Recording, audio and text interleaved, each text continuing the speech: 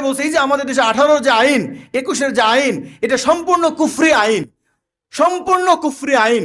এটাকে যদি কেউ মানে, এটাকে যদি কেউ মহব্বত করে, তারও ইমান থাকবে না। আর এটাকে প্রতিবাদ করাটা ফরজ।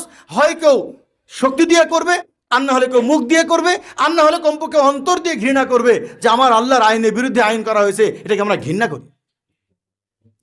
তো এই জন্য ভাই আমি আপনাদেরকে করজোর আবদার করে বলবো, বাল্য বিবাহ আইন সরকার করেছে, আছে, কার জন্য প্রয়োগ করবে এটা তাদের ব্যক্তিগত ব্যাপার।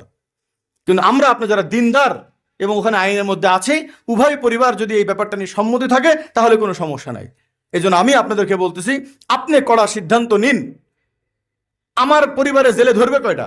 আমার সব বোনগুলোর বিয়ে হয়েছে 18 আগে, আমার বউ আছে 2-3টা 18 আগে, আমার আত্মীয় স্বজনের মধ্যে 18 আগে বহুত বিয়ে আছে, ধরবে কয়টাকে?